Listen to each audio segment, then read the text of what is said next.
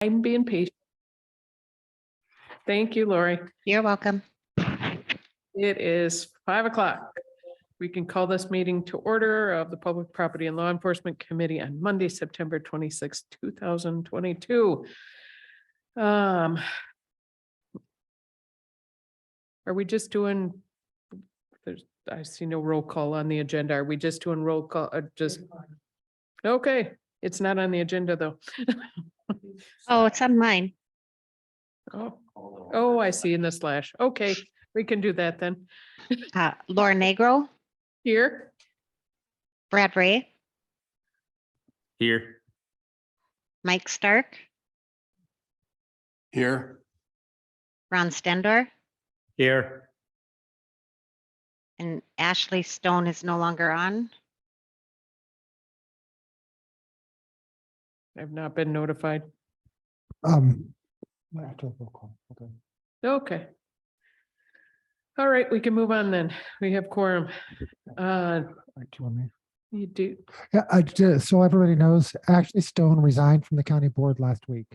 So there's an open seat in District 13, I believe it is. okie dokie. Next is approval of the agenda.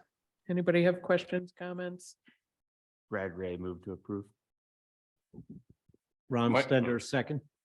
We're gonna have a wrestling match for a second. So Brad, with the motion, and we'll call Ron for the second. Ron Mike. Ron, Mike. Any discussion? Okay, all those in favor, please signify by saying aye. Aye. Aye. Aye. Next is public comments, 3 minutes per person. Do we have anyone online for public comments? Do we have anyone online for public comments? Do we have anyone online for public comments? In person? Laura, Mike Stark. Just point of order because we're on the committee, so it's for public comments if we, but we got lots of spots where you can talk. Do we have anyone in person for public comment? Anyone in person for public comment? Seeing none, we can close public comments. Next is approval of the Public Property and Law Enforcement meeting minutes from July 25th, 2022. Is Mike Stark, and I'll make a motion to approve the minutes of the meeting of July 25th, 2022. Brad Ray, second. First by Mike, second by Brad. Any discussion? All those in favor, please signify by saying aye. Aye. Aye. Okay, those pass. Next is department reports and updates. We have review of quarterly financials. Sue was off last week, so, Okay. Does that mean but we we'll have, I promise you, by the time we have the meeting next time, guys need to stop promising me? no, I promise by the next meeting, we're gonna have better financials for you. I just want budgeted versus actual. Yep. I'm starting to dream about it now. We're gonna have it for you. Might be 8 pages, but you're gonna get it. It's better than, what was it, like 68 pages of general ledger, so. Yeah. Okay, since we don't have quarterly financials, we will move on to introduction of new lead custodian. We're gonna have to holler out in the hall? Okay. Yeah, just. This is such a well put together meeting.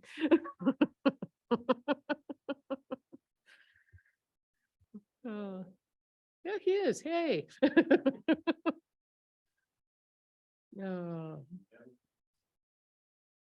Right. Probably thought he had 15 minutes to get through the first part of the agenda. Hey, I'm like a taskmaster with these agendas. Boom, boom, boom. Okay. We can hold up. Really, we're 5 minutes into the meeting and we're already on number 6. I think we're doing okay for time. Yeah, we can't have a meeting too fast, so.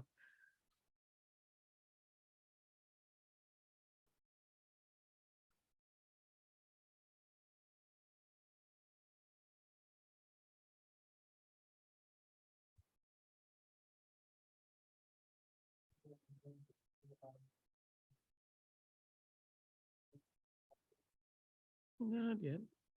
How long is he gonna be? Is he doing something super important?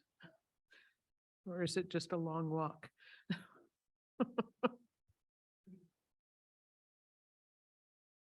Oh.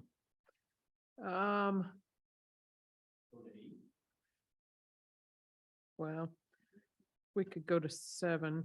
We will put number 6 on hold and move on to number 7 until our custodian gets in here. So go ahead. Okay, so week and a half ago, we got our report back from the structural engineer who looked at this building and the 514 building. The estimated cost on fixing this building is about $1 million. And that includes tuck pointing the entire building and then fixing some of the welding up in the roof steel structure. That'll take care of both the structural integrity and keep all the water out, which is the major problem. Water keeps leaking in, causing problems. So if you go into the small courtroom, for example, it drips water all the time because of leaks in the building. So they'll have to fix that, and they'll have to do some work with the cornices and essentially waterproof the building. Other than that, the building's in pretty good shape. It will need new electronics for the elevator. So that's estimated to be about 100,000. And that's to get it up to code. So we're looking at 1.1 million to fix the courthouse, give or take.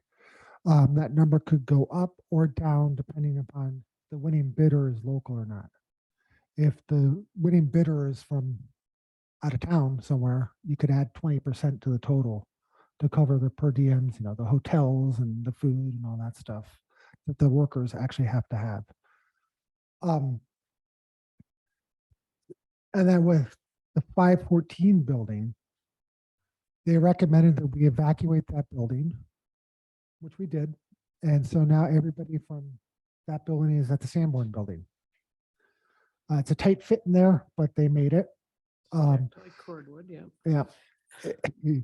And I will say Terry did a great job in making it work out there. There. Now, the problem at the 514 building is the back wall has shifted and it's continuing to shift. The estimated cost on fixing that is about $800,000. So based on the meeting we had last week with the Joint Finance Exec Committee, I did contact a real estate agent to go, and they're looking at the building tomorrow at 10 to get in to find out what the building is valued at and whether or not we can sell it. And then that decision will come back to the executive committee and ultimately the county board to decide if we're going to keep it or sell it. I would hope that would come back to our committee first and then to executive based on our recommendation. So jumping the shark is always real fun. Yeah, we can do that. Anyhow, so that's about 800 grand, that building. So we're going to have to figure out what to do somewhat soon because winter's coming and we don't want to heat the building more than we have to. But I imagine that's probably what's going to happen. So. Microphone. The estimates you've given us on this building, that doesn't take into account any of the heating issues we have or windows No. or anything else. That's just fixing our biggest problems now, not Correct. addressing anything else. That's just fixing the roof and the elevator. We don't know exactly about the piping yet Mhm. because we have to get somebody in here to look at it, and that's been difficult to schedule because nobody's available. We are spending 20 grand or so on the boiler. They're replacing some piping, which Dave and Sarah can tell you more about. That has to be done before the winter starts, before we can start the boiler. So that, once we get the quote and ready to go, I'll talk to Chair Poofall about it and we'll be getting that work done. But again, that's necessary to start the boiler. And these pieces we're replacing are original to the boiler. So they're from the 1970s. Yeah, you've got a lot of use out of them. Yeah, So so we've It's the gotten, tubing inside that has to be replaced. yeah, so we got our life out of them, that's for sure. Yeah. So that's an issue to expect very soon. Right now, for the repairs to the courthouse, I have it budgeted using the ARPA funding. And when we get an actual contractor, one of the things they'll have to do is apply for grants too. That'll be one of the criteria for the awarding the bid. They have to be able to apply for whatever grant is available to help reduce that cost. But because we don't know what that's going to be right now, at least we're budgeting ARPA for the time being. That can always change. If we get a grant, we use less ARPA. But since we don't know what we have to use the funding mechanism we have available. But using ARPA and plus any grant means that we don't have to put it on debt and borrow for it. So, We could introduce our new Yep. lead. so custodian. and our new custodian, maintenance supervisor, or whatever you want to call him. Dave Dyer is here. If you could push your little mic button in front of you. Let all the people hear you. I'm Dave. Nice to meet you all. Happy to be here. Super excited. You want to just tell us a little bit about yourself? I come from a maintenance background for the past 5 years. Before that, I was doing construction and electrical work. Moved here 2017 from Colorado, Nice. originally from Rhode Island. So I've been around, but He knows snow. yeah, I know snow. That's for sure. So pretty excited though. So far it's been awesome. Everybody here is great and there's plenty of stuff to keep you busy. There definitely is. You will not be bored. That's true. Ask Miss Sarah, she knows that, so. Thank God for Sarah being around to kind of get the ball rolling for me because she had her plate full, it looked like. Yeah, a few plates full, but. Yes, yes. It was a like, yeah, platter. one of those big, like 10 servers, yeah. Well, very nice to meet you and thank you for coming aboard and helping us fix our beautiful grand old building and trying to keep her up on her good legs.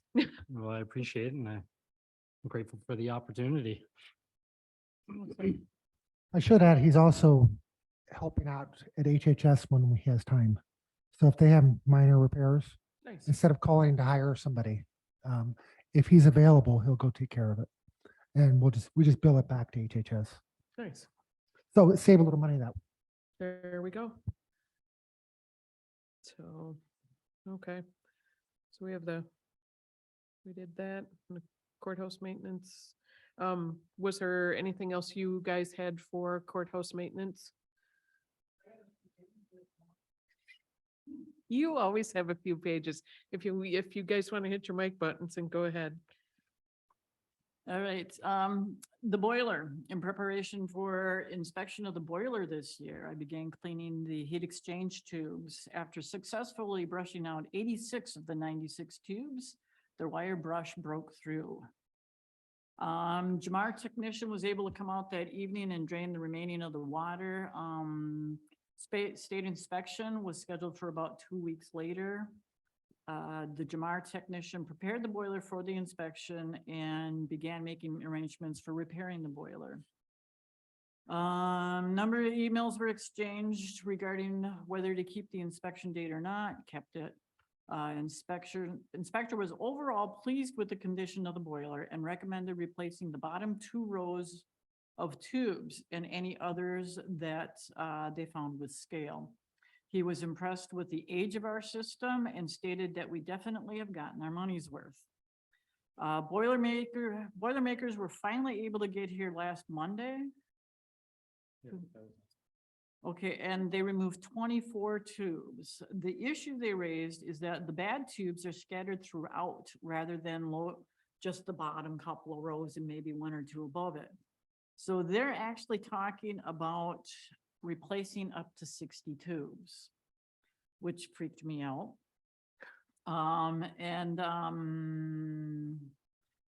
like Dan said, it should be, my technician was saying, well, yeah, it could be about 20 grand. So you better be emotionally prepared for that. Once the repairs are made, we, will be working more closely with Anderson Chemical to establish and maintain proper pH and sulfite levels in the system.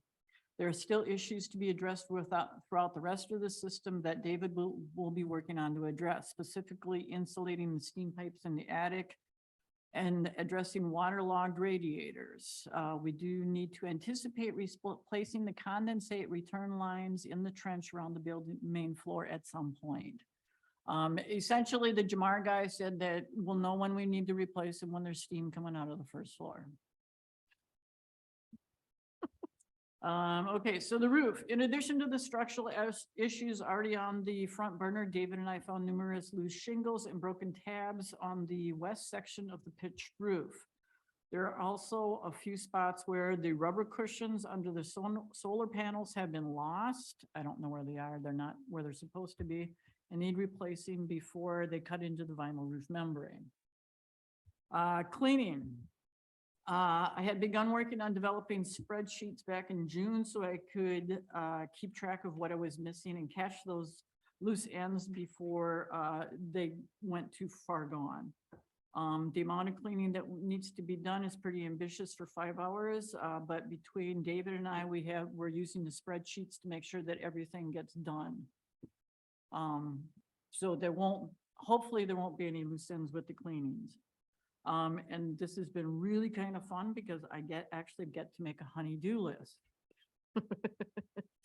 Elevator, at the time of the boiler issue, a small amount of hydraulic fluid was found on the floor in the elevator cage. Was looking to see where there was water from the boiler, how far it got inside the boiler room. Fluid was cleaned up and we'll be monitoring since then to make sure that there's no need to add fluid into the elevator system. There was also a day when the elevator was closed down because the doors were not shutting reliably. And we didn't want somebody to get stuck inside. The technician couldn't find any issue the next day, and he said it could have been just a piece of dust in one of the relays that made it not work right.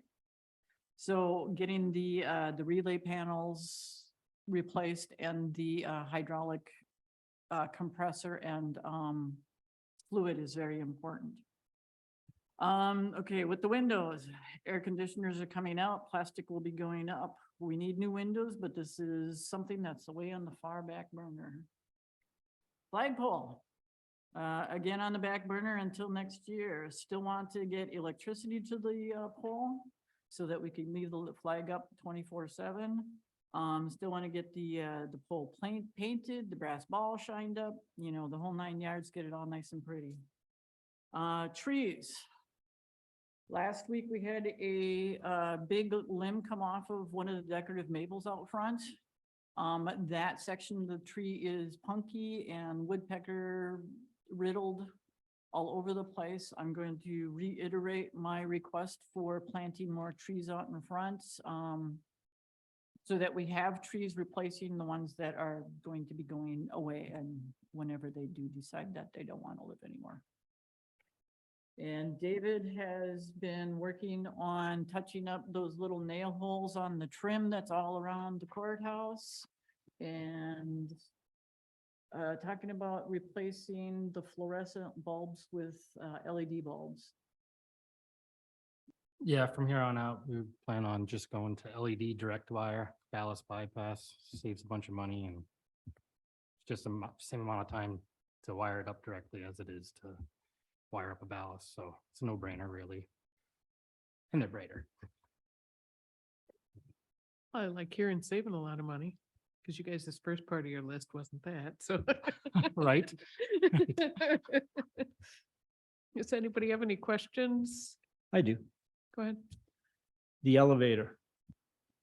Do you have an emergency key available Yes. that should it mess up that you can open the doors? Yes.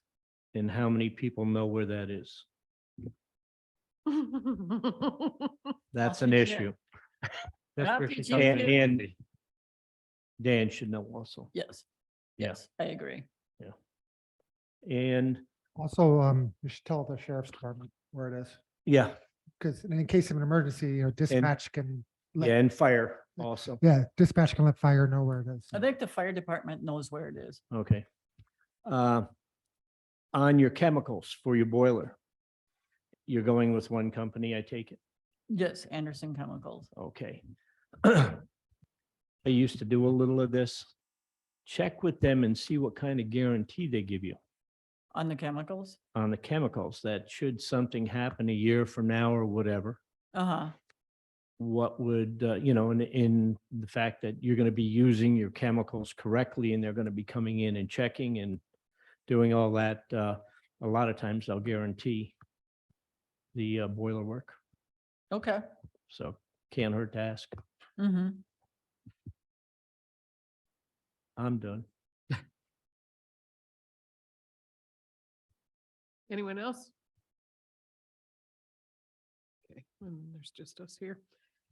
All right, thank you guys very much. Nice meeting you.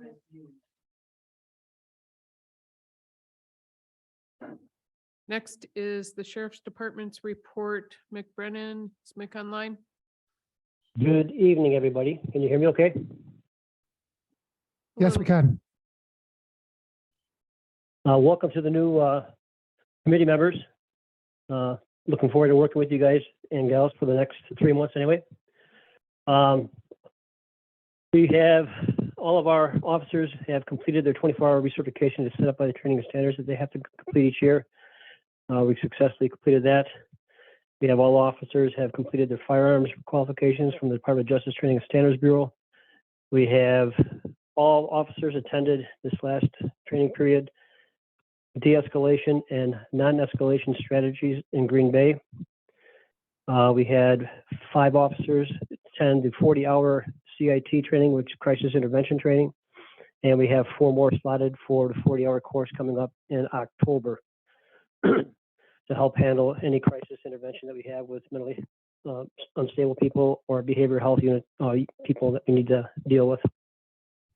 Right now, our staffing, we're still short female correctional officers. Lieutenant Lavasser will be able to explain that in her report later. We're still actively recruiting for correctional officers. We are still boarding out female inmates, but we do have enough female staff on it. We would be able to take inmates in until we can get them shipped out to Oneida County. Our jail is pretty much completely open right now. Lieutenant Lavasser made a decision last week. We have all of our officers are at this time towards the end of their vacation periods here right now, so we've been kind of short-staffed on the road at times, but it's starting to be able to cover our shifts a little bit better. Our jail is right now is at 32 people in jail at this time. We've had 2 squads that we purchased that we received in May. We received one back from our Northway Communications in the beginning of August, and the second one is still down there. We haven't been able to get parts for it due to the shipping issues and whatever manufacturing issues. So the new cars that we had that we've been sitting for about 4 or 5 months, we'll finally be getting one other one on the road here, hopefully by the middle of October. At least that's what I'm told. That's about all I have for right now. The jail lieutenant will have more on her reports. If anybody has any questions, I'd be glad to answer them. Any questions from the committee?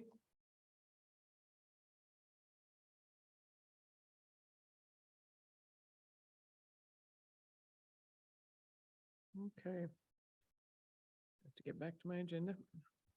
Thank you, Mick. Thank you. Next is our emergency management report with Dorothy Tank. Yes, I'm here. Can everybody see me so that you can know for certain that I am here? I see you, Miss Dorothy. Okay. Good evening, everyone. along with everything else that emergency management does regarding emergency planning, the one big ticket item, I guess I'm going to spend a little bit more time on this evening, and you probably are all aware about it, is the Next Gen 911 grant that we will be applying for, which has some connectivity to the feasibility study that we will be working on here the next 2 days that has started with and working with Mission Critical. I'm making the assumption that everybody there is aware of all that. Okay.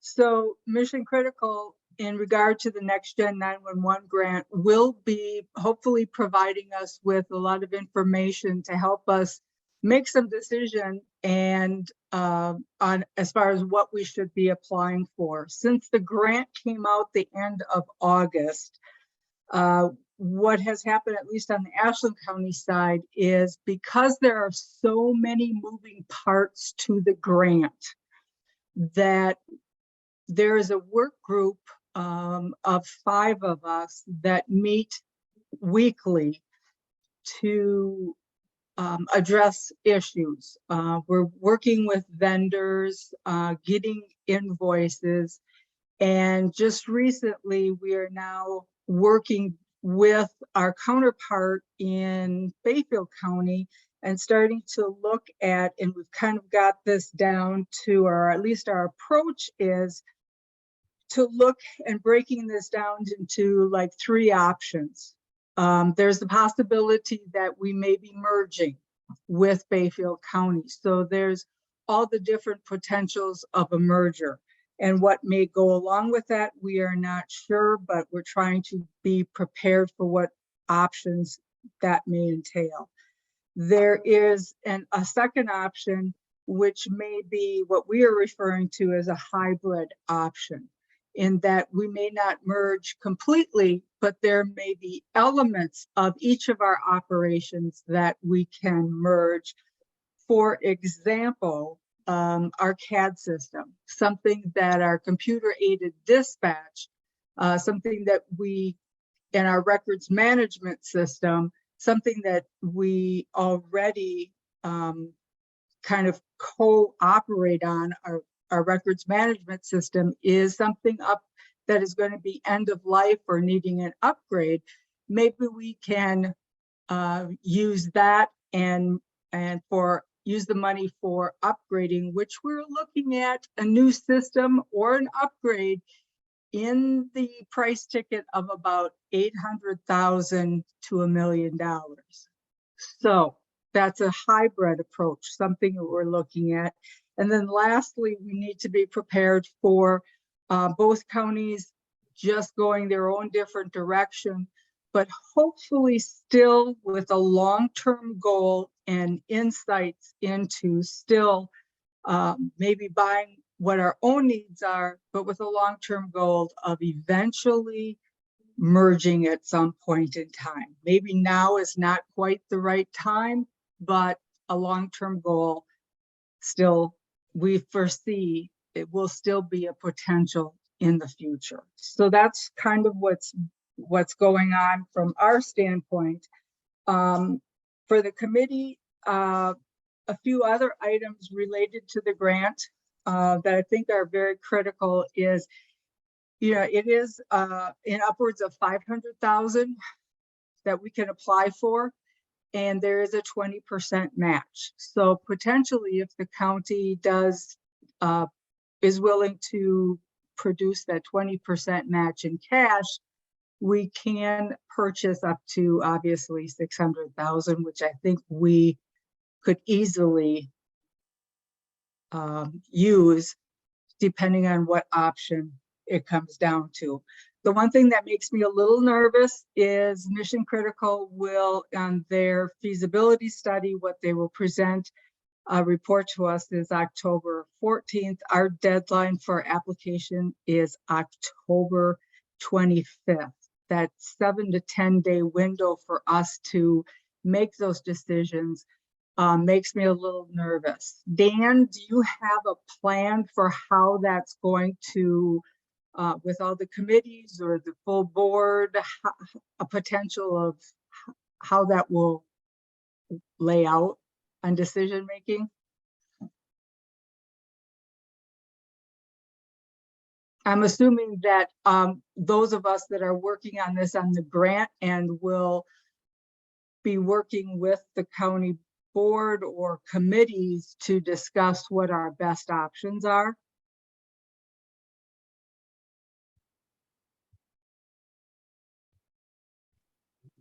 Gets you. Yeah, well, we're on Friday, Mark AA and are gonna meet with Mission Critical for a final debrief, and things will become a lot clearer then. Are we talking about October 14th? Well, no, we're gonna have an idea of which way we're going, maybe by the end of this week. So, Oh, as far as, because after the meetings with everybody, all the stakeholders, everybody on Wednesday and Thursday. right, so then we're meeting with Mission Critical on Friday, and we should have a sense of what they think is possible and not possible at that point. So that'll be a topic that comes up at a future committee meeting in the near future. Okay. Because then things to consider as far as with the grant too is the standards, whatever, if we do, or shouldn't say, but when we apply for this grant, there are eligibility requirements to apply for this grant. And though we currently do not meet at least one eligibility requirement, I do not know if they are going to be very strict with that and automatically throw us out, in that we do not have dispatchers on 24/7. It is a standard and an eligibility requirement. Because we are so close, I think it comes down to 1.7. I think when we calculated this out previously, it is something that makes me a little nervous, but we'll just have to kind of wait and see. However, when the grant is awarded, it is non-negotiable at that point, and 2 dispatchers on 24/7 will be mandated, just so everybody's clear on that, as well as other standards.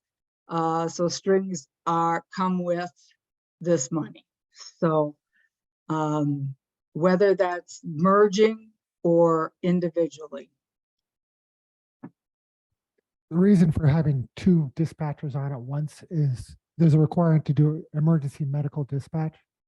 So one of the dispatchers can be helping somebody provide medical assistance until law enforcement or ambulance or fire gets to the scene. And they have to stay on the line the entire time, which is why they're saying 2 dispatchers. Right now, we have 2 dispatchers on most of the time, but there are some slower time periods when we don't. Bayfield County does not either. So that's one of the impetuses to looking at the merging of dispatches.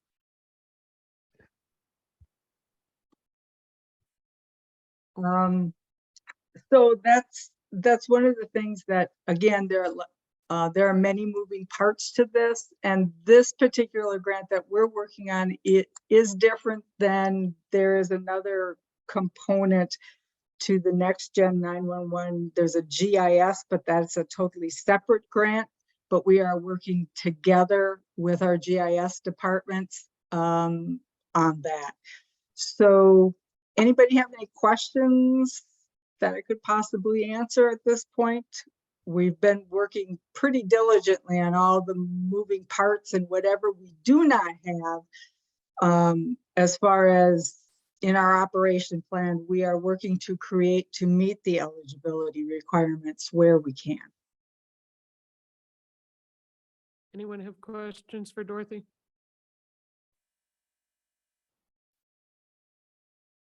Okay, thank you, Dorothy. Otherwise, I do have one other topic, Laura.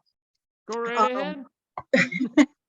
At our last meeting, I just need some clarification or some further direction. I've been also working with Heartland Communications.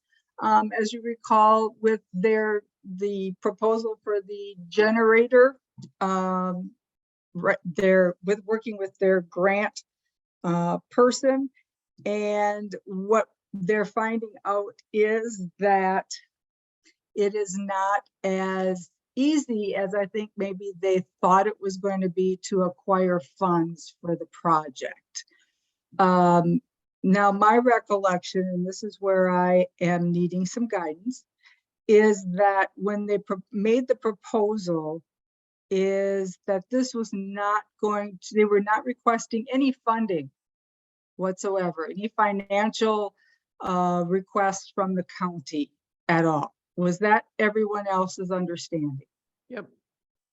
So when they apply for a grant or they see a grant that they are going to apply for on behalf of the county and it requires a match, in my opinion, that match would be, and they think that that would come from the county, that's a financial expectation that shouldn't be there. The county's not making a financial match to anything. The only financial consideration we're granting is your time to help them. Okay, I just needed clarification because that's what I have been defending. And so I have really been strongly pushing for though this is a public-private partnership, that the best avenue is to seek out private contributions so that they don't encounter the strings that they are having difficulty. And I just needed verification on that. So thank you very much. And that's all I have. Dorothy, I do have a question. Have Sure. you guys been looking for grants that are just through the government, or have you been looking in the private sector and say, you know, Excel or any kind of energy place or? I have looked at, on the federal side, I've gone through all of my contacts. And again, those are very difficult. Generators are not eligible items. The grant person that they've hired has been looking on the private sector side. Only on the private sector side, you know, they are just much smaller dollar amounts. And I indicated to her that yes, she may have to look at multiple kind of pooling multiple private sector, but it's not going to be something, she may be at this for a while. But yes, we're looking at both sides. And I've really encouraged the private sector because there usually aren't the strings attached to state and federal. Yeah, I know you and I have talked before about trying to help some of the outlying towns and cities have some kind of energy backup in emergency situations and how difficult that is. So when it came to this, it's like, yeah, there probably isn't going to be something from FEMA or Homeland Security or something like that that's just going to be an easy match because it just isn't there for generators. No, the other problem is, you know, on the federal side, it may have been there, but they would have had to have a repetitive loss to qualify. In other words, if we had experienced power outages and we've been affected, where we could prove that would have been a different story. We don't have that story behind us. Yeah. Type of thing. So where that cuts off any type of community relations, that type of thing. So, but we're still looking. We're still. It's just I tried to encourage her that it's going to take a while till that either that or there has to be another disaster, because then the grants come out with a disaster. Yeah, sadly they do. Type.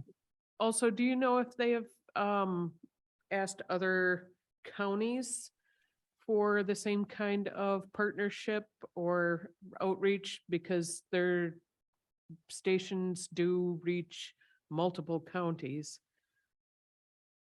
I don't know if they specifically reached out to the counties, but it's,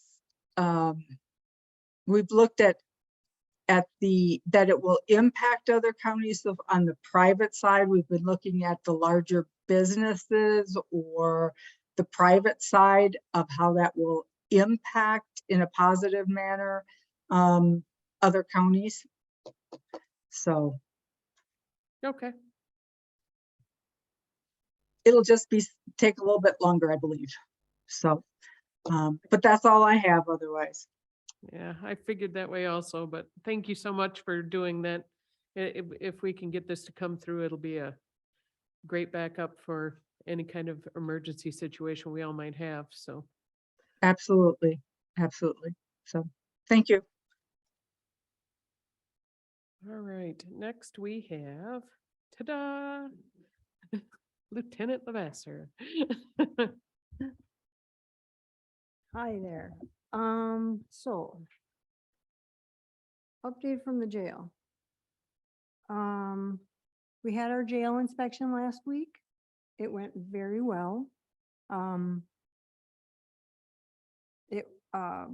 We fixed everything from the prior year and she was very pleased. She went to every cell block, talked to all the inmates, not one single complaint from an inmate, Woo-hoo. which, yeah, I know. It was a shock. They love the food. Apparently we're feeding them very well. But no, so it was all good. We are having a lot of staff turnover. Just the money isn't there. People don't like the hours. They don't like the shift work.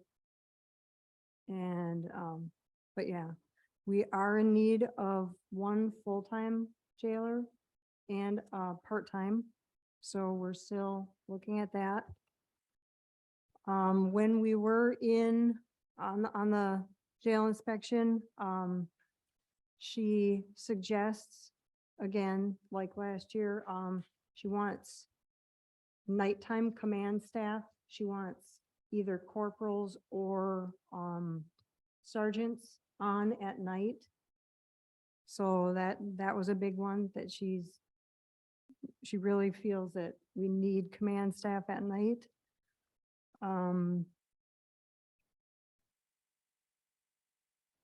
Those were big things for that. The one update on the jail is the door sensors and the doors themselves in the jail are getting very bad. The sensors themselves, they go out and so it appears like the door is actually open when it's not, but you don't know because the sensor is showing one thing and it's not.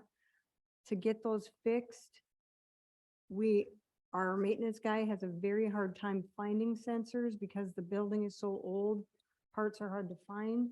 To fix the doors themselves, he's having to have companies like remanufacture parts. He's having to have them do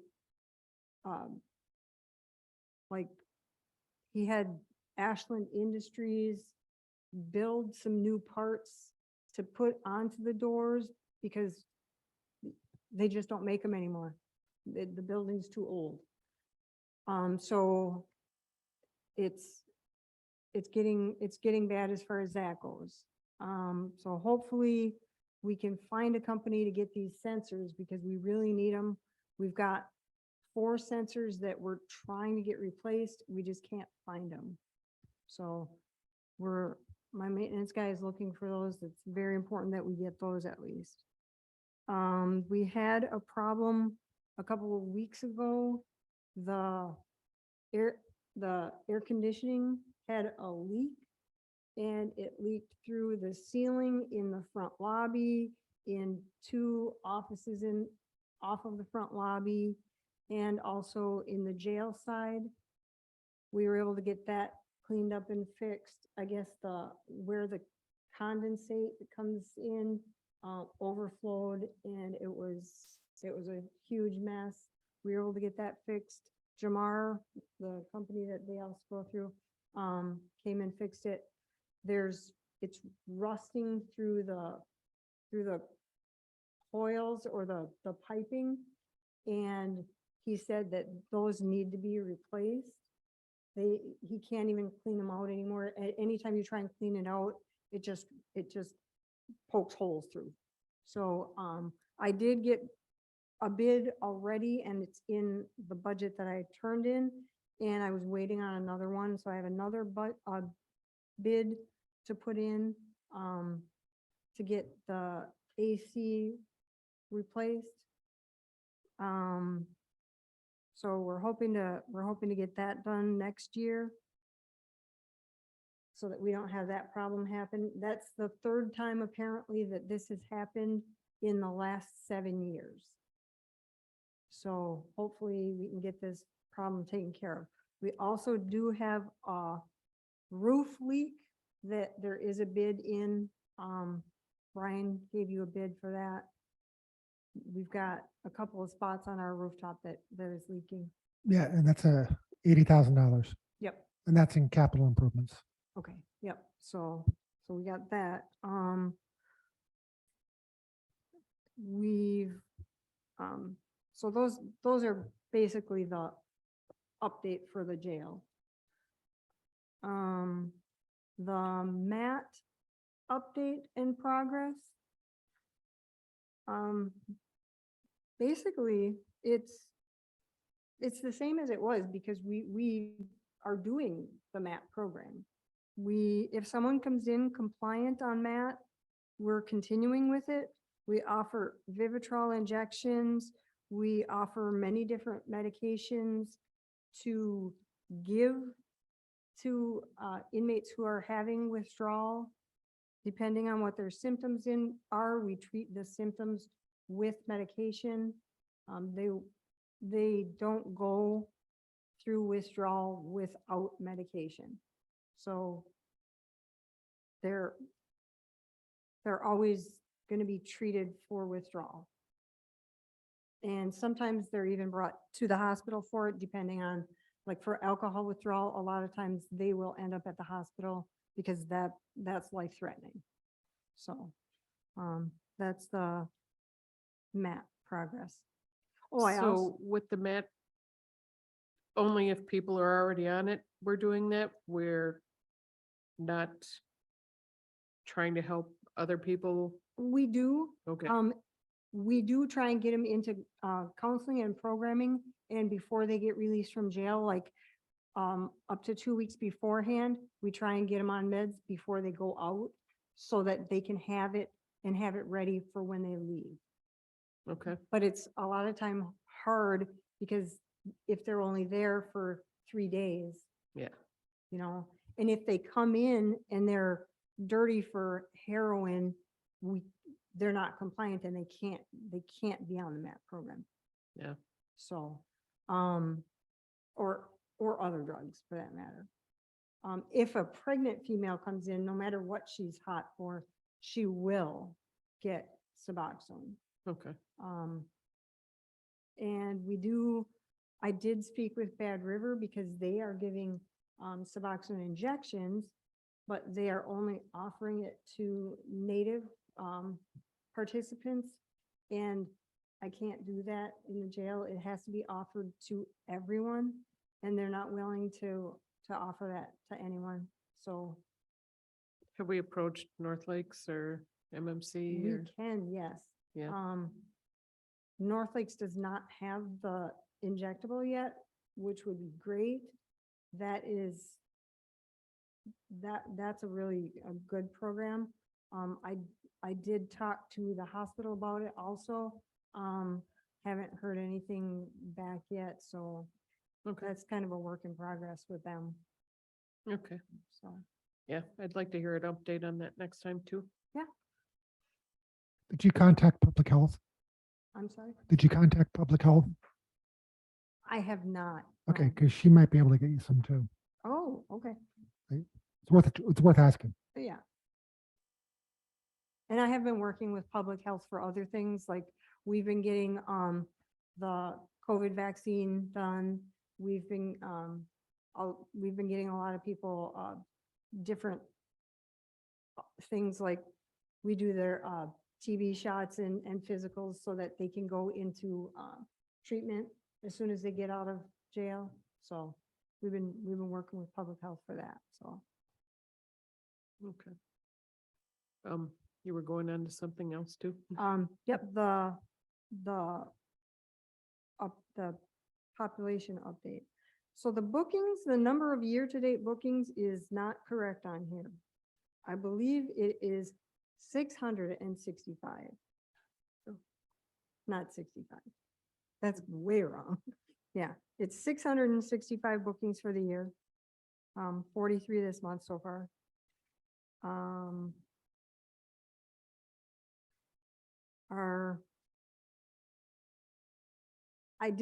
sorry, I didn't get this to you guys on time.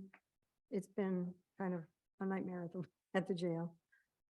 Our mental health hours, we put on about 1,180 miles, 30 hours of driving for that, 2,700 miles for warrants, picking up people on warrants. Total transport miles is about 4,000. We're holding average population in jails 32, on monitor is 6, and 11 boarded out.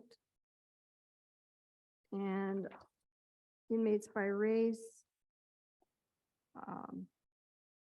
I'll just hold this up so everybody can see. The white is the majority for right now, and there's no African Americans, Asians, and natives are shortly behind. Out of the boarded ones, it says 11. So are those all female? We have one male boarded right now. Okay. With the female population, how many? Okay, so we've got 10 of them boarded out to Rhinelander. One item, yes. Okay. Bayfield County also, while I was down at WCA, thanked me for our boarding because they seem to be making money off of us. Yes. But with the females officers, how many females do we have to have on duty in order to house our own females? Well, we have to have, to run the jail, you have to have one male and one female. Okay, But right now, we've got almost all of our females, we've got 2 female staff that have been at the jail for a while and don't need to go to jail school. Everyone else does. So I have to send them away to jail school. Jail school is roughly a month and a half long. okay, And so while they're gone, if any female staff either gets sick, needs a vacation day, you're short-staffed. So if we get a female booking and you don't have a female officer in the jail, that booking has to wait outside of the jail. They can't even come into the jail garage. okay, They have to wait outside until a female officer gets there. okay. And with this school, all of them except for a couple have to go all at the same time? No, Okay. So, we can't afford to send any more than one at a time. okay. How many people are going right now for this month and a half? Right now, we've got one there. Okay, Soon as So- she gets back, another one's going. okay, And that's another thing, to get the schools are not, I mean, there aren't schools available all the time. It's when there's a school open, okay, so. all right. And this is not, this is a hands-on kind of thing? School? Yeah. Yes, Okay, you have to be there, yes. It's an in-person training, okay, yeah. But whether we had males or females in the jail, you have to have the same amount of people working. I could have two males. Yeah. And one sergeant working, or, there has to be at least one male if there's male inmates. Okay, But if there's any females at all, there has to be a female officer. okay, But yeah, we have ran with two males and, like myself there. yeah, But we usually, it's the sergeant and then two officers working. okay, There's usually three people on all the time. all right. The one male that's boarded out, why? There was a PREA investigation, Prison Rape Elimination Act. Okay, And so while we're doing that investigation, it's just in our best interest to not not have him in the here. facility. Okay. Yes. Does anybody else have any questions? Do you want the jail assessments update? Yes. Okay. So we got our new convection oven, we got the new washing machine. We are still working on getting bids for the grease trap. It's very difficult to get people to come do bids right now. It's hard. We've got cameras and laptops in the budget for next year. So that will, well, that's not an assessment one, but yeah, we've got that going for next year. So right now we're got pretty much everything covered. The other thing that we had out of the assessment was our pipe that we had to get fixed for that jail, for the inspection that we failed. Yeah. And we got that fixed. They still haven't sent an inspector to come back and re-inspect. We called them back in, I believe it was May, and I keep calling them every month. I've got the inspection paper on my board. I call them every month. Are you coming? Are you coming? And they said, don't worry, you're okay. You're on the list, but we just aren't getting there yet. So, but yeah, so the work is done. We're just waiting to get it re-inspected. Okay. Any questions, guys? I have one more question. You talked about the maintenance. Yes. And our maintenance staff here for the courthouse has a spreadsheet. Do we have a spreadsheet for the jail and sheriff's department building for what things need to be done at what intervals to make sure that we don't have air conditioning leaky coming through the ceiling and such? Not that I'm aware of. Maintenance staff there? I have one maintenance guy, yes. But honestly, the guy makes, let me see. Dan, would we be able to, like He you're makes doing with six- HHS, He makes $16 an hour. So. there's kind of lend out our not much people anything. from the courthouse if, Yeah, if Awesome. he has time in the schedule. okay, He and Sarah just have to work it out. okay. And Because it would be nice to have the jail and things that need to have regular maintenance all on a schedule. I would like to see that for the next committee meeting is what kinds of things should be inspected so we can stay ahead of this stuff.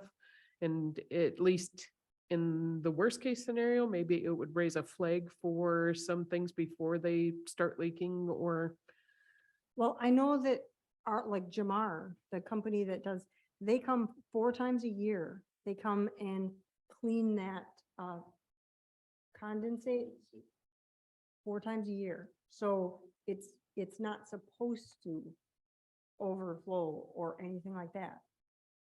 So that is on a schedule. yeah. I'd like to actually see that there is a spreadsheet, a list, something that, so we can keep track of the maintenance for that building and because it makes sense. Okay, I'll ask him to try and come up with something. Yeah. So, okay, I guess I was the only one with questions. Well, I do have one. There you go. Um, Granted, I'm not anywhere near an expert on refrigeration. In fact, I know very little, but I do know that the condensate pan is supposed to, the compressor is supposed to evaporate all the water in the condensate pan. Mhm. So you're not supposed to get that water leak. I found that out with my own refrigerator at home, but it froze up. But is there a reason why, I mean, or can you ask Jamar, why are they continuing having to empty it when the compressor is supposed to evaporate it all? Oh, okay. Good, thank you.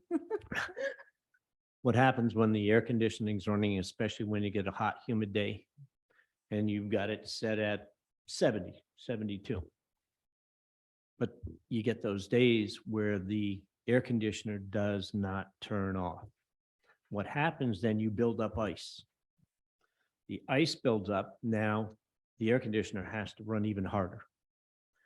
And in the meantime, you got all that condensate or what melting, and it's way beyond anything that the compressor is going to handle. When you get all that liquid in there, you get a lovely gel. Clogs everything up. So, It's just that 4 times a year seems excessive. That's all. No. yeah, it wouldn't hurt to actually have someone check it monthly. When what I would suggest is when Jamar's there, that the maintenance person goes with him and says, hey, what do I need to check? And if something's clogged up, how do I do it? Simple enough.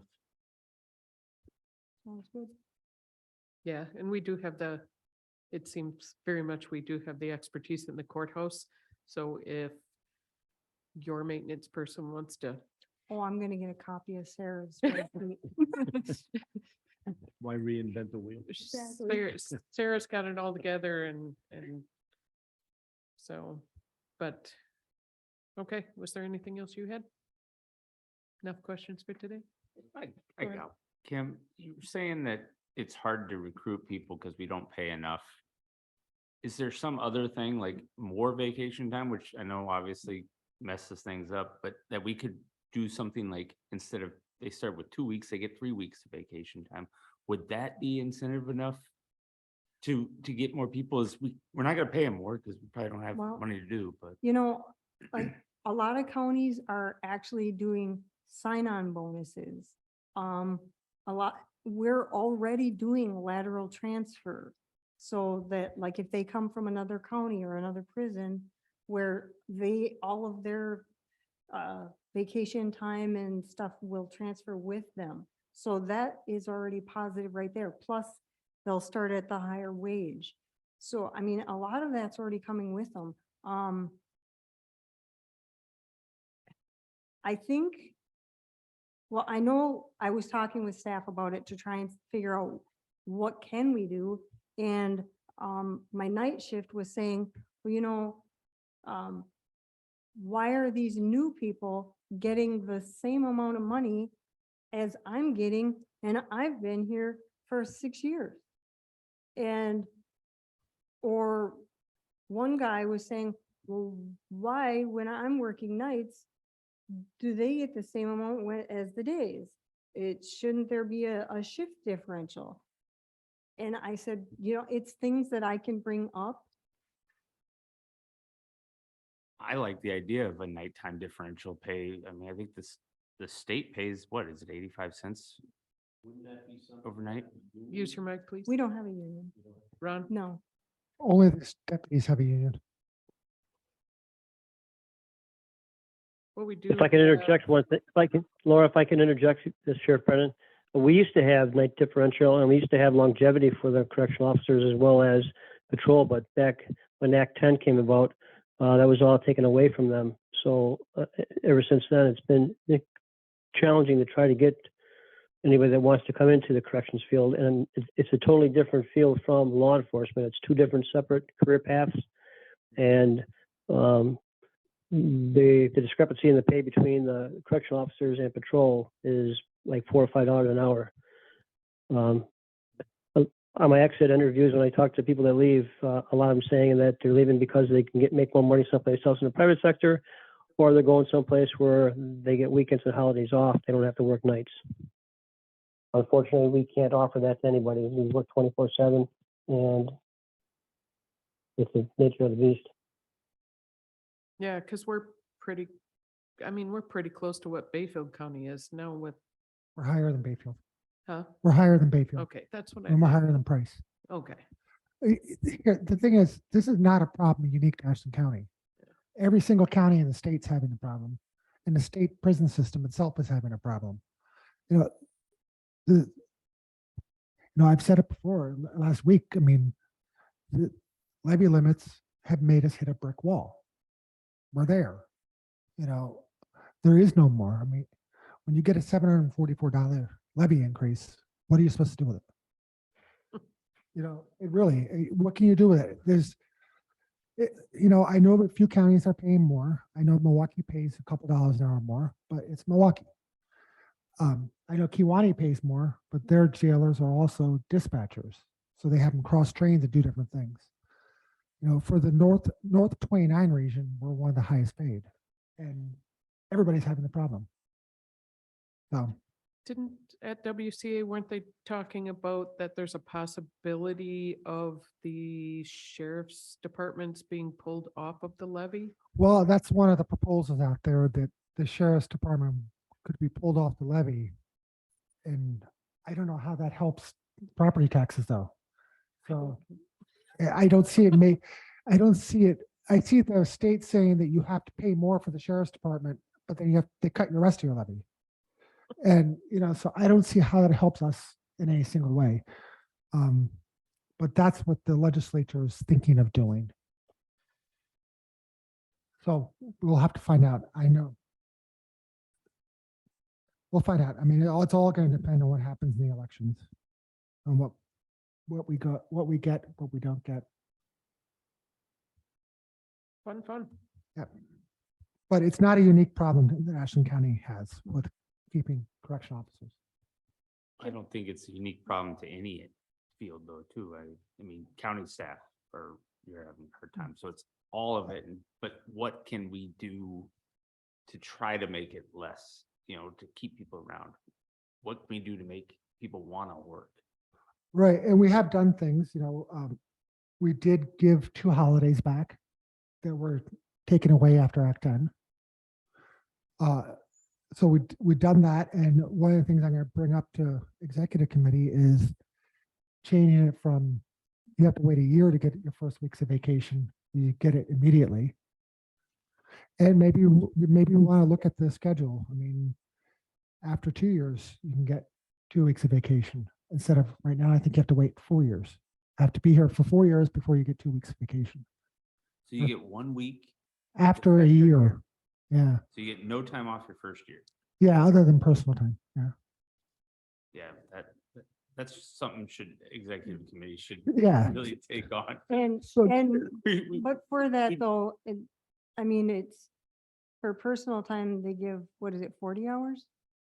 I believe it's 30 hours of personal and 46. Okay, 30 hours. That's only Lori, is that correct? 2 days and 6 hours. I'm checking, Dan. Okay. But So anyhow, yeah, that's something that will be coming up to the executive committee. yeah, I think all that leave, and I think maybe the differential, especially if Act 10 was the reason those went away, is that, well, that's something we can give back is different. Except for levy limits. What? Except for levy limits.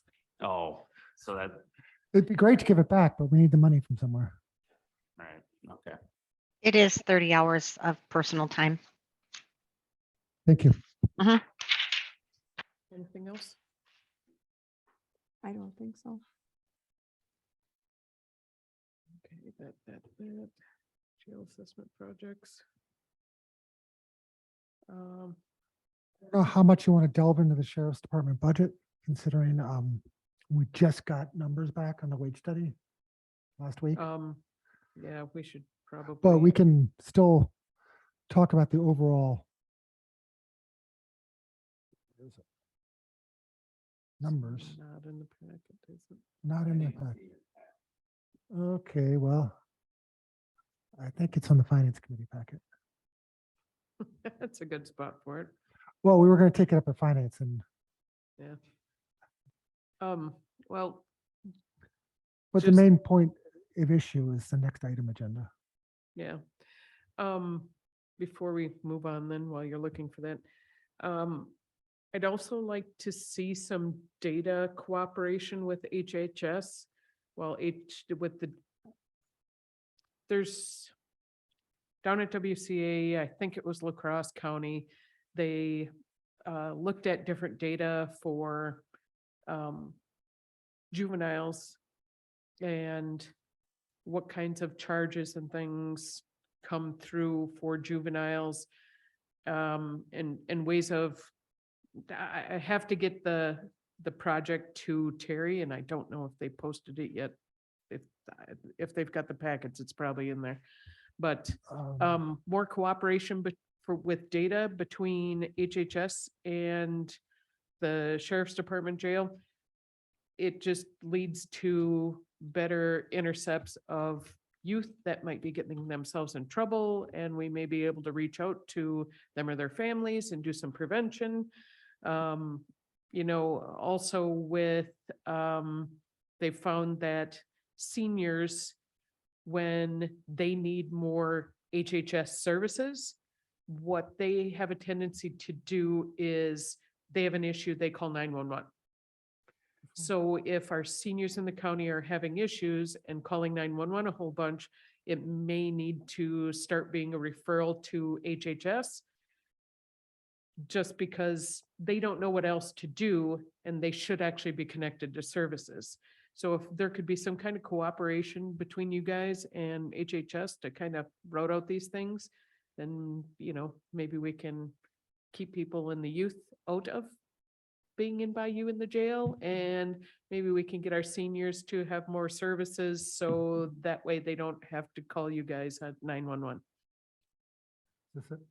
So, For the record, we don't have juveniles in our jail. We don't house juveniles in Ashland County any longer. And we do have work with DHS on any type of referrals that we have for any kind of violations for juveniles and for adult human services that we have for protective services.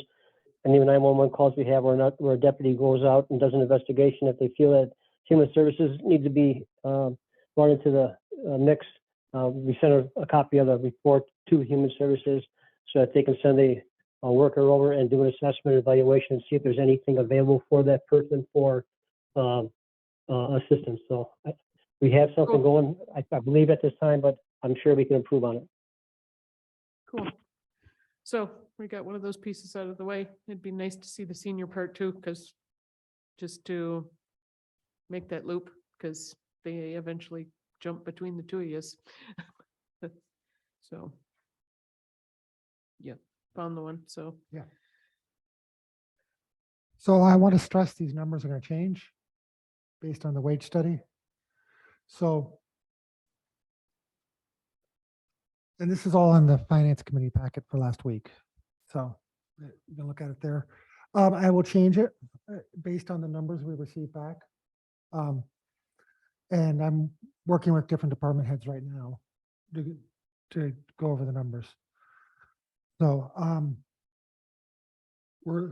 so this budget was assuming an 8.6% increase as the maximum allowable amount. With the wage study, and these numbers are definitely going to change around. Some are going to be higher, some are going to be lower, some are going to be about the same.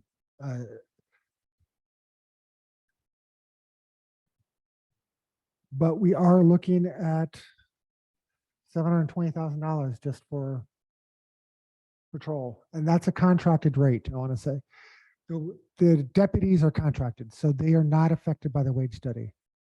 So this is a guaranteed number right here. And this number includes wages, taxes, retirement, all that stuff. And the retirement number for law enforcement, the union deputies is like 13%. It's twice what it is for 13.2, I think is the number. It's twice what it is for every other county employee. So that's included in these numbers. So these won't change.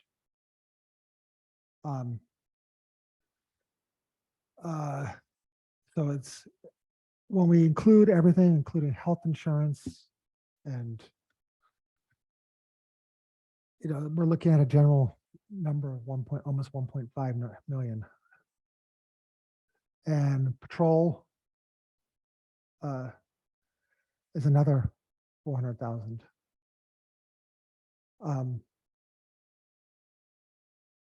Look, you do. This is an error right here. I'm sorry. That number is way too hot for life insurance, so I got to fix that. Fix up. Oh, yeah, that's way too. high. Yeah, that's the wrong number Whoopsie. by far. Yeah. So I am going to fix that. That number should be probably more like $117 than $117,000. So, well, that's why we do this, right? Look, you saved us money. Well, yeah, that's actually a big savings when you look at the final number. Dispatchers. One thing to note, the communications director is not salaried. It is subject to time and a half, and the executive committee made that decision a couple of meetings ago. So that's something to be aware of. And also this dispatch number, 673,000, say 675 to make it easy. I don't, if and when the merger goes through, I don't think we're going to see any savings on that 675 the first year. What we will see is better coverage. We'll see that there's always 2 dispatchers on duty, that they won't all be working so much overtime, that they'll be able to take time off when they need to, because we'll have more dispatchers available. So I don't see us saving any money right away. We could 2 years down the road, 3 years down the road, save money. But for the time being, it's, we got to get people in there. And from what I understand, and Sheriff Brennan, if you're on there, it does take 5 years to get a fully qualified trained dispatcher. So Let's be conservative. Yeah, let's be a conservative number to be able to field all kinds of calls and every type of call that comes through. And it would be at least that time. You're right, Dan. Yeah. Yeah. So what we're going to end up doing is hopefully being able to keep dispatching staff, because they're not working overtime all the time, not stuck on nights all the time or weekends all the time. And hopefully they can stay longer term, and we can have fully qualified dispatchers who can also do emergency medical dispatching. So again, I don't think we're going to save money on dispatching by combining. I do know we'll get better service by combining. Now, whether or not it works out or not, I don't know, but that's something to be aware of. Don't expect to see savings right away. As we go through, some of these have grant revenues attached to them. And some of these are like, this position is a mandated position. The state says we have to have it. So again, all these numbers are going to change because we don't know.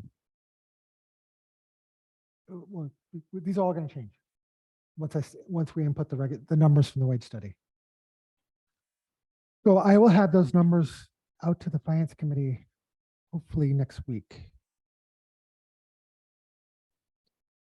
It would be nice if this got added Transferred to over? the packet. Yep, for- we'll transfer it over to the other packet. Or what I'll do is when I have the updated version, I'll update that. I'll put that one up there too. Or that. Yeah. Or both. So the one area that's not addressed in the budget is the next agenda item.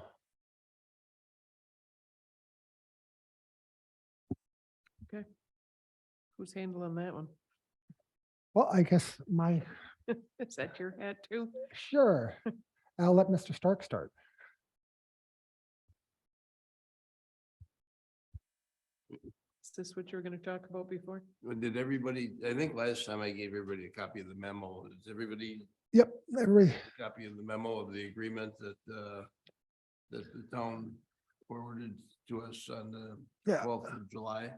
I will make a statement in the agreement the town drafted. They're asking for 15,000 more than this year.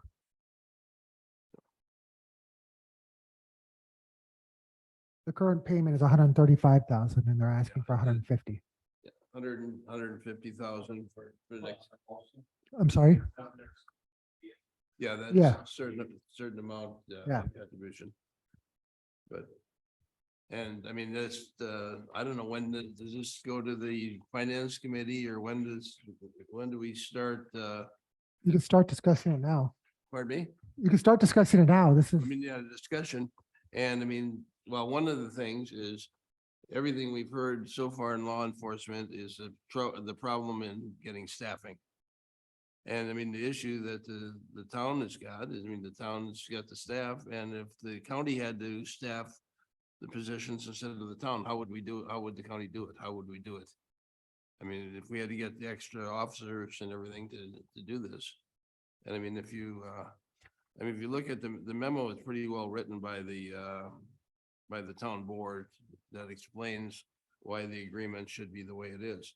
And it's the agreement that's been in place for the last 12, 14 years.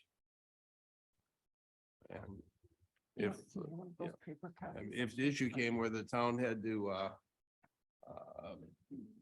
just disband the police department, the county would have to fill in like $300,000 worth of employees. So I guess the question is, where does it, I mean, is it the finance committee or the well, ultimately the county board will make the decision, but here's the thing. One, the town is certainly within its right to disband the police department. They're run by the town board. They don't have a police commission, so they can certainly disband it. The county's obligation is to provide emergency service. Just like we're obligated to provide service in the southern part of the county. And it can take a long time, hour and a half to get down to the southern part of the county. It's just the way it is. It's the size of our county and the size of our police force. We're not required by state statute to station deputies on the island. We're not. If a call comes in from dispatch, we would send a deputy like we would if a call came into Butternut or somewhere even more remote in the southeastern part of the county. So, the decision to disband a police force is up to the town itself. The county is not making any decision for them. That would be the decision of them, between them and their constituents.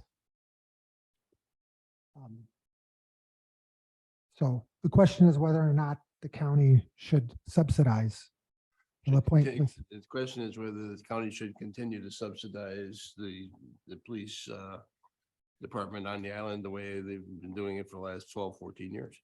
We do not support the police department in Mellon or in Ashland. I think everybody, at the last county board meeting, everybody got a copy of this memo, I think. I mean, just that you don't have to carry it around with you. Just didn't have them. Yeah. Yeah, You handed it out to her. electronic copy, so.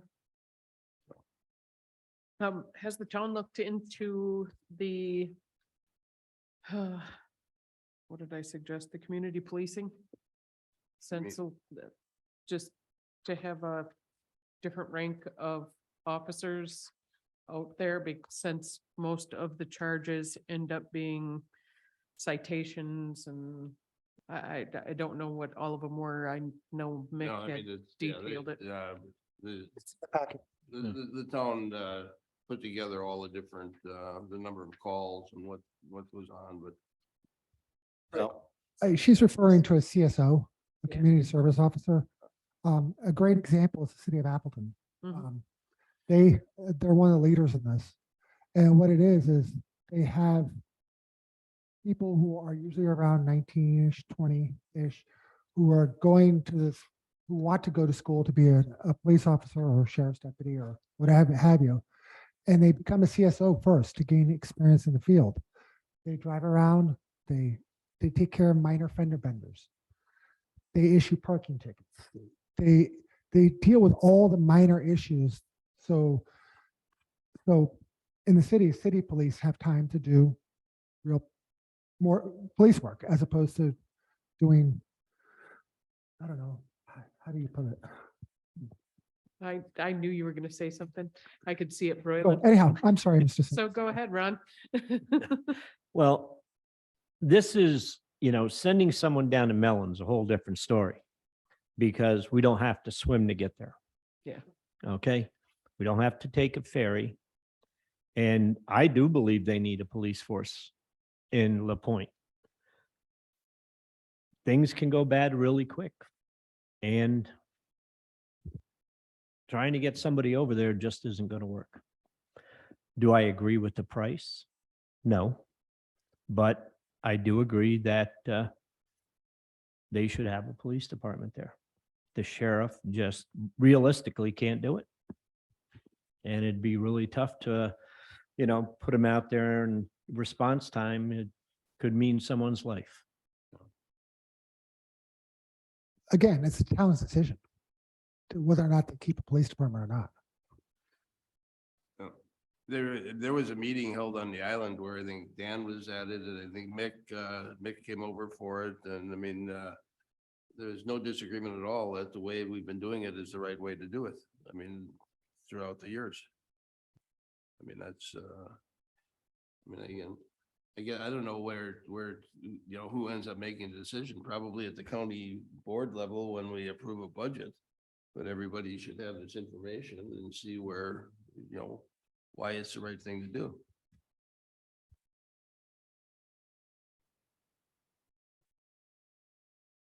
If you read through the memo that's in front of the agreement, and it explains the amount of properties or the amount of property taxes that come to the county from the island and everything, and how to explain to the people what does the town get back from the county. There aren't many services that the county provides to the island. And this is the one that makes, that they can help with. So, The town gets the same services as every other town does. If they what, need, Dan, I can't hear you. the town gets the exact same services as every other municipality does. No, I mean, not in the time frame. I mean, you can't possibly get to the island. The HHS helps everybody from the island as they need it, just like they do in every. Well, I other- mean, as far as other services. They- Yeah. we actually contract with you for the snow plowing. We fix the county roads there. The county and- road is the, The county receives every single benefit that every other community benefits. It receives. theoretically, yes. I mean, that's, there you call it, qualify for it, but it hasn't been. But. So, I don't know at what point in time and who's what the right group within the county. Takes us up. I guess it's certainly a budget issue.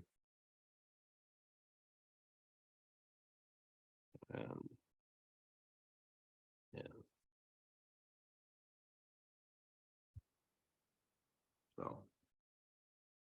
I mean, our decision, I don't know what our role as this committee is in this right now, other than just making everybody aware that this is a budget request that has to go to finance committee, executive committee, and the full county board.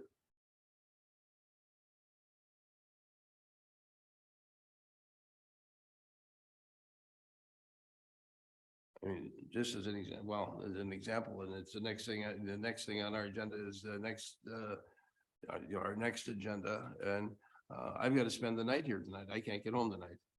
So, I mean, that's the kind of, by having a 5 o'clock meeting, I can't make it home. So. You Well, can always take the online option too. Well, that's not the right thing to do. Well, there's an option, yes. Yeah. That's.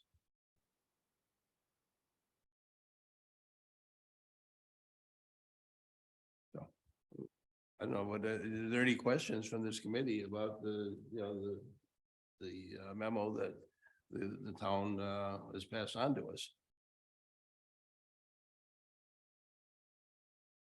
We can certainly get the town board and the town administrator to respond to any questions.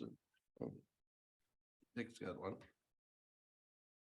Laura, Go ahead, Dick. Do I have to do this? you're always Yeah. accusing me. I have a question for you, Mike. When this came up before, it wasn't too palatable. People were saying we're paying too much, and so it went back to you guys, and I think most people were expecting a lower negotiable amount, and I'm surprised as hell when it went up. I was not ready for that. And the second thing is, why is there so much crime on the island? They got nothing else to do. Well, it's a number of tourists that are, I mean, the island is just, it's crowded. I mean, it's a number of people. None of the other, towns have that many people showing up. That's, Well, I would like to see is at some point in time from your organization, a breakdown on locals or part-time residents. See who the hell is doing all this stuff. That's a lot of calls. yeah. The population, I mean, the year-round population on the island after the last census went up to about 400 people. And in July, there's probably 3,000. So I mean, it's not all year-round permanent residents and so. Okay, now, can you answer my question? About why the rate went up instead of down? Oh, I think inflation rate and just what, I mean, we've had, it was the same for like 12 years or something, and this is the going forward for the next 4 years. This is a 4-year agreement. And it's about, as we've heard from everybody else, finding employees, finding officers. I mean, the county there's huge problems getting enough staff, and we've got the staff, and so.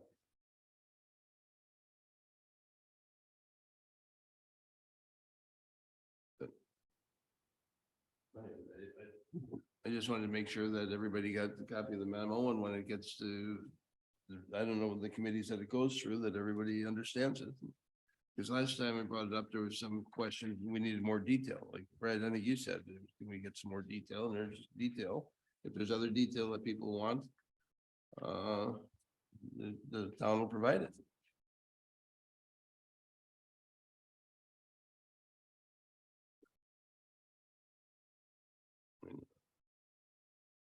I don't know that, I mean, it's not our decision to make as a committee, but it's gonna go through the budget process.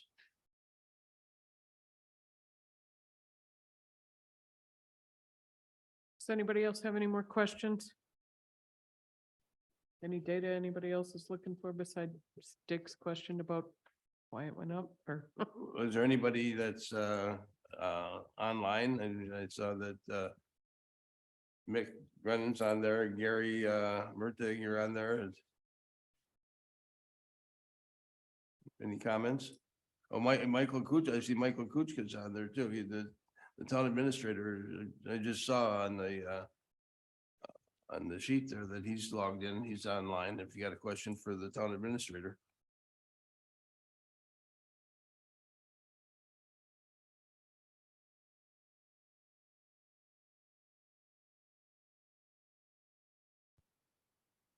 Anyone? Okay.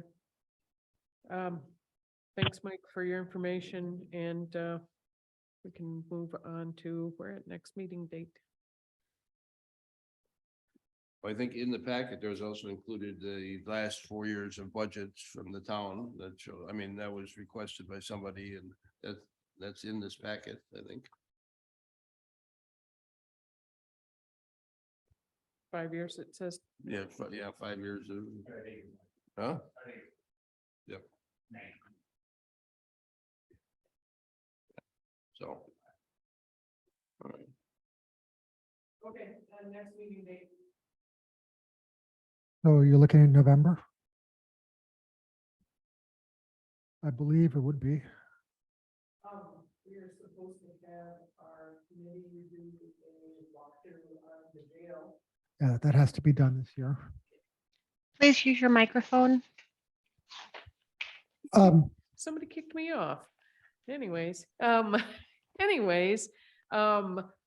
we are supposed to do a walkthrough this year of the jail, so November is usually a good time to do that.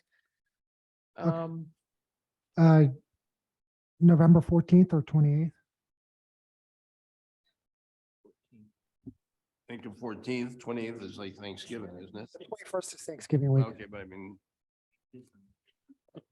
And then Laura, is it possible why is this the only meeting that's at 5? I mean, it's in this meeting. Because we're supposed to make ourselves available for most of the population Oh. to be able to show up at the meetings if they'd like. Most of our population actually works during the day. Okay. Okay. Everybody else, the biggest question I get when I knock doors is why do we have secret meetings at 9 o'clock in the morning? Okay. Because a lot of people work. Oh, yeah. And we want to work, so. At even 5 o'clock, you're still working, but I mean, I was just wondering if it could Some be at 4 yes, some o'clock. no. If it could be at 4 o'clock or. Well, this is where we landed, this 5. Right, and Mick, is there a specific, does 4 o'clock or 5 o'clock work better for a jail tour? For jail tours, Yeah, in for the past. Yeah, in the past, we've always had it like we always met like at about 10 o'clock, and then we're able to do the meeting and then go over to the jail, and I'd put you in the video conference room, and we would have a meal from the kitchen at 11:30, and then go through the jail pod net. So, I mean, we can definitely adjust however we want to. You just might not be able to get a good meal that day. I think that time would be great because we wouldn't be inviting the public anyway. Yeah. Yeah. 'Cause in the past, when we've done the actual, meeting at the jail, so that by statute, the committee is supposed to, tour the jail, visually check it out and see it. Like I said, we usually met right around 10 o'clock. The meeting lasted till, about 11:15, and then went over to the jail. Either did part of the tour before the lunch, or then did lunch and then completed the tour afterwards. So we'd accommodate that. That sounds like a plan. Is there any of those dates that work better for you then? I would probably say the 14th would be better. The 28th is in between the holidays and deer season and whatnot going on, so True. for Yeah, everybody. yeah, deer season's the week before. Yeah. Okay, I don't have my calendar ahead of me, but you pick the date, we'll be there. We're 24/7. Yeah, I know that. So the 14th? 14th sounds At good. 10 o'clock? 14th at 10 o'clock? Yeah. Yeah. And Mike, that'll get you. And we'll meet- overtime? You'll meet at on the administration side, coming through the 6th Street entrance. And we'll meet in our small little EOC there and hold a meeting there, and then we'll bring it over to the jail. And Lieutenant Lavasser will take you for a guided tour. There we go. So- And everybody gets to spend at least an hour inside a jail cell, and So it's the 14th at 10 a.m. Yeah. Okay. so see, there you go. You have no vacation that day. And I will I- make a motion. just a second before we get there. I still invite any of the committee members to go and sit in dispatch or to go and sit in the pod. I did not get in the pod, but I did sit in the dispatch for 6 hours. Ron might have a little experience in doing all that kind of stuff, so, but Mick really puts that invitation out to the county board all the time, and from what he told me, Absolutely. I'm the only one that took him up on it, so. You are, and I appreciate that, but it's absolutely open invitation. And anytime you can do it. If you're working days, you want to go in there at night, we can accommodate you. You can go from midnight to 6 in the morning, whatever works for you. Yeah, I called Mick I think on a Friday at like 3 o'clock, and by 6 I was sitting in there and sat there and like 6 hours, so it was pretty interesting. All right, now I'll let you do that, Ron. I'll make a motion, we adjourn the meeting. Second, We have a motion and a second to end the meeting. Motion by Ron, second by Ray. Any questions? All right. Thank you guys for the meeting and the information and for representing your people. You guys have a great night.